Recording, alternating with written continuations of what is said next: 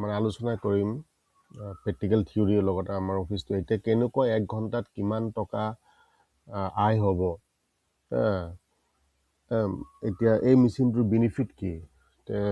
ঘণ্টাত 1000 কিলো মানে 1000 কিলো চাউলে হ'ব মাহত আমি কেনেকৈ ইনকাম কৰিম কিমান ইনকাম হ'ব এইটো মই থুলমূল আইডিয়া দি আছোঁ আহক এতিয়া মূল কথালৈ আহোঁ আয় কিমান হ'ব ধৰক দিনে 8 ঘণ্টাকৈ চলালে 8 ঘণ্টা ইনটু 1000 মানে 1 ঘণ্টাত যদি 1000 কেজি হয় তে 8 ঘণ্টাত হ'লে কিমান হ'ব 800 কিলো ধান হ'ব মিলিং প্ৰতি কুইণ্টেলৰ মিলিঙৰ চাৰ্জ ধৰক 60 পৰা 80 টকা ল'লে 8 কুইণ্টেলত এভাৰেজ ধৰিছোঁ মই 70 টকা কৰি তে 5600 টকা প্ৰতিদিনে আহিল হ'ল মাহেকীয়া 25 দিন যদি কাম কৰে 5600 ইনটু 25 ইনটু 1,40,000 টকা হ'ল এতিয়া বাদ দিওঁ খৰচ বিজুলী বা ডিজেল 15,000 টকা মজুৰি 10,000 টকা অন্য 5,000 টকা খৰচ মুঠত 30,000 টকা বেলেগ কামত খৰচ হ'ল আয় 1,10,000 টকা মাহত আয় হৈ গ'ল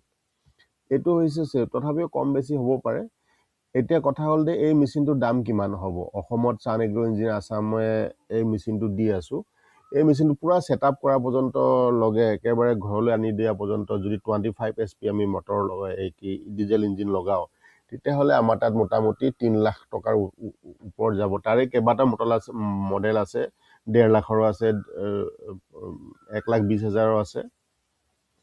1,15,000 আছে তে সেইখিনি মডেলৰ ওপৰত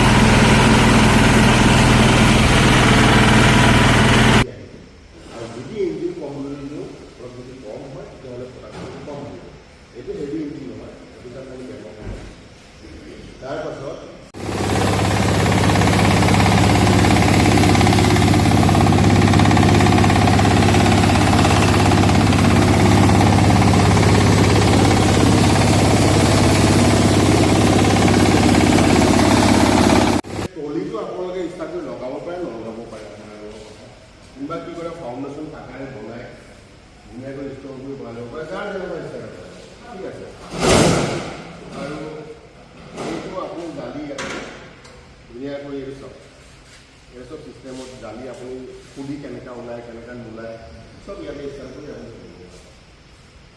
মানে আপুনি যদি কয় সৰু পুলি লাগে সৰু কৰিব ডাঙৰ কৰিব পাৰে এইটো মানে কৰিব পাৰি আৰু যদি আপোনাৰ কয় ঘৰতে আমি মেকানিক ছাপোৰ্ট দিব লাগে তেতিয়াহ'লে আমি আপোনাৰ পানী চানি যাতে ধুনীয়াকৈ পেকেটিং কৰি ঘৰতে পঠাই দিওঁ তাতে আপোনালোকে হেৰি হৈ যাব কেছ অন ডেলিভাৰীও হয় আপোনালোকে যদি ধৰক 20-30 হাজাৰ টকা বুকিং কৰিলে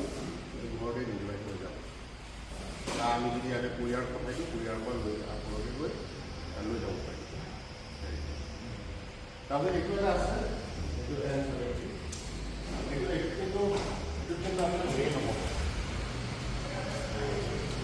ভুচিটো ভাল হ'ব কিন্তু জালিটো সলাব লাগিব এইটো নিচিনা পেঞ্চিল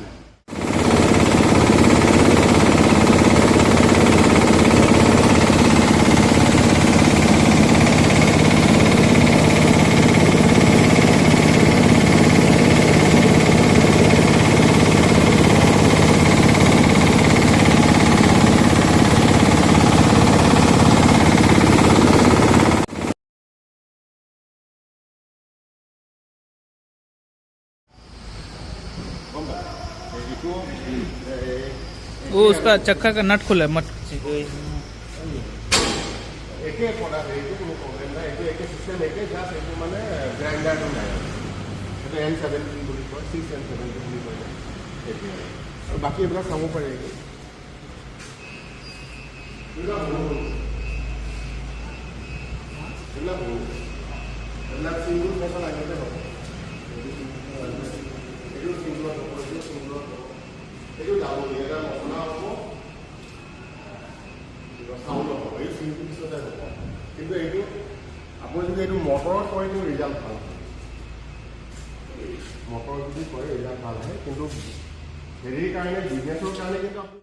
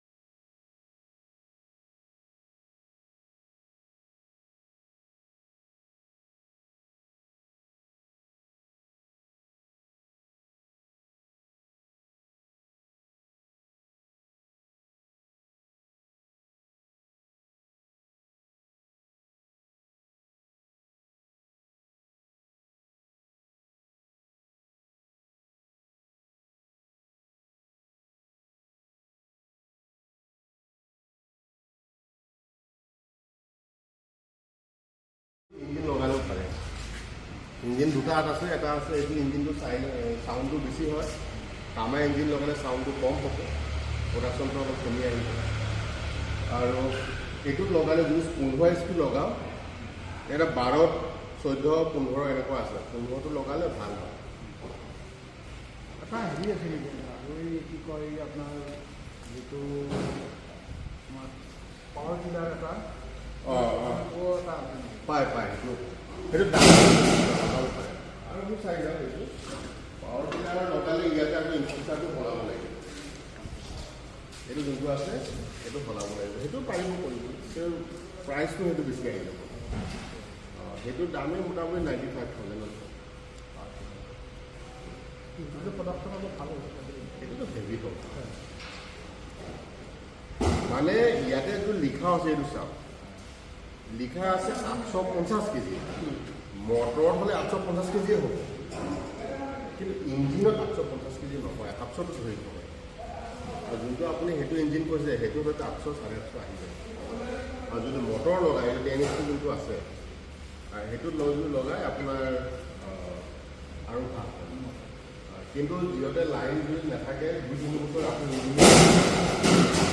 কৰিব এডপ্টৰ লগাই পিনি লাইনেৰে চলিলে লাইন গুচি গ'ল এইটোৰে চলালে সেইটো চিষ্টেমো কৰিব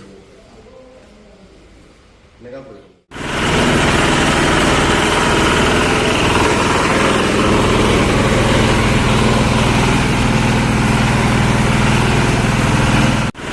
কিন্তু এইটো N85